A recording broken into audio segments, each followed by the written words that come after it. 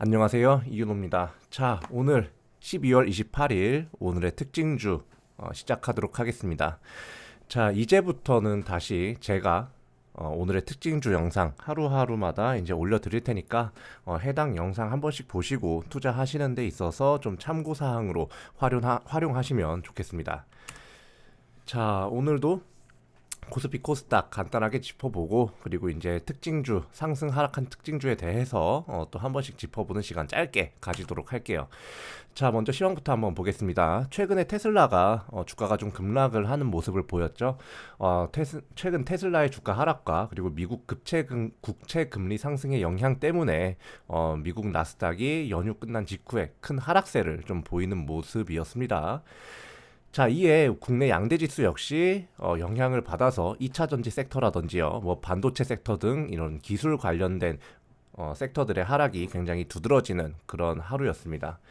여기에 각종 금융사들이 이제 배당락 기간까지 이제 오늘로 겹치면서 외인과 기관의 매도세를 더욱더 부추겨서 오늘 뭐 코스피 같은 경우는 뭐 2.2% 이상, 그리고 코스닥 같은 경우는 1.68% 이렇게 눌린 것으로 좀 보입니다.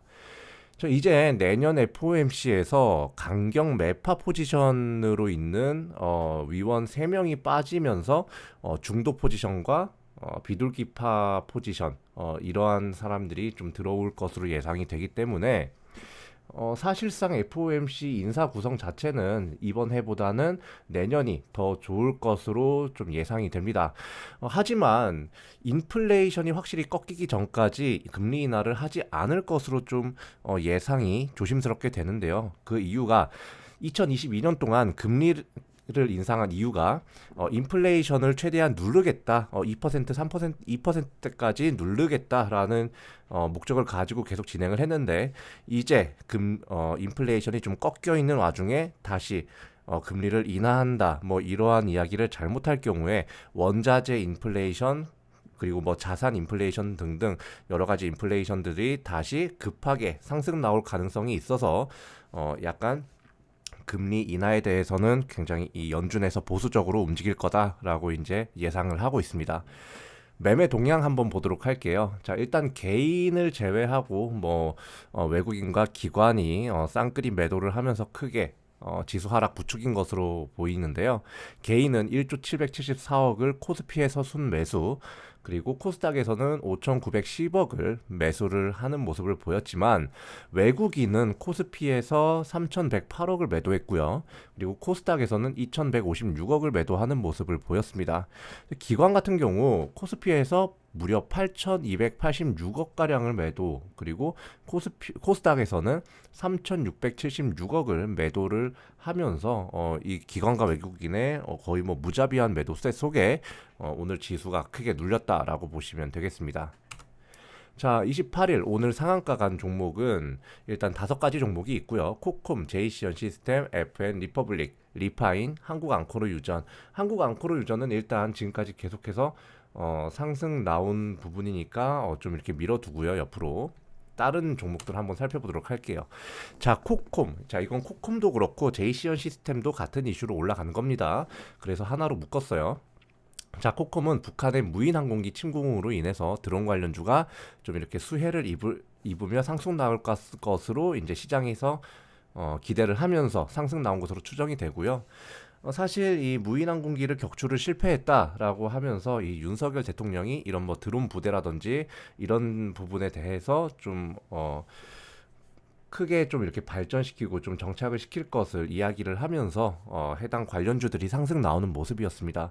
코콤 같은 경우는 비디오 도어폰이나 CCTV 시스템 등을 주 사업으로 영위를 하고 있긴 한데, 일단 국군 중요 시설 뭐 DMZ 같은 것들 있죠.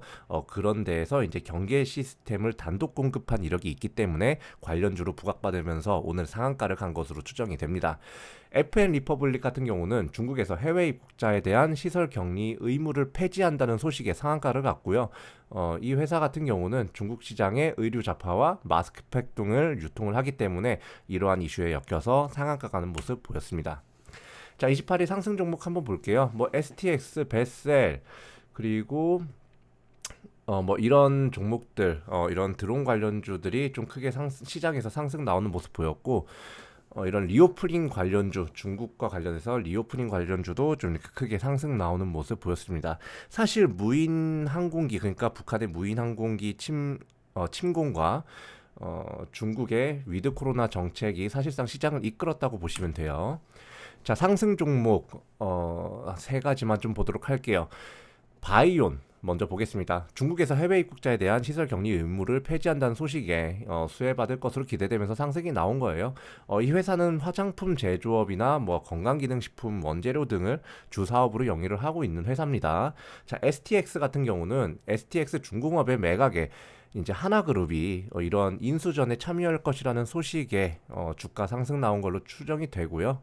뭐 좀 참고사항으로 알려드리자면 STX는 에너지, 원자재 수출입 등을 중심으로 하는 이런 전문 무역 상사입니다. 자, ST큐브 한번 보겠습니다. 자, ST큐브도 어떻게 보면 뭐 베셀이나 뭐 이런 회사들과 똑같은 이슈로 상승 나왔다고 보시면 돼요. 북한의 무인 항공기 침공으로 인해서 드론 부대 창설이 이제 기대되면서 이에 수혜받을 것으로 기대가 되어 주가 상승 나온 것으로 좀 보입니다. 동사는 아까 코콤과 마찬가지로 렌즈 모듈 및 이제 센서를 주 사업으로 영위하는 회사라고 이제 생각을 하시면 됩니다. 자, 다음에 하한가 간 종목은 딱히 없기 때문에 이 부분은 넘기고요. 자, 12월 28일 하락한 종목 한번 보도록 할게요. 자, 일단 맨 위에 일동홀딩스와 일동제약 이 두 종목이 있네요. 그죠? 일단 뭐 이거는 저 다음 페이지에서 좀 짚어드리고요. 사실상 오늘 하락 종목들이 어제의 큰 상승세를 보였던 종목들이 대부분이었습니다. 한마디로 무엇이냐? 지수는 하락을 하거나 횡보를 하는데 뭔가 이제 상승 나오는 섹터가 있으면 그 전까지 상승 나왔던 섹터들이 차익 매물 뱉어내면서 하락하는 경우가 많은 시장이다. 한마디로 상승하는 섹터, 크게 상승하는 종목을 따라가면서 잡으면 더더욱이 안 되는 시장이다라는 거 지금 다시 한번 짚어드리면서 다음 페이지 넘어갈게요.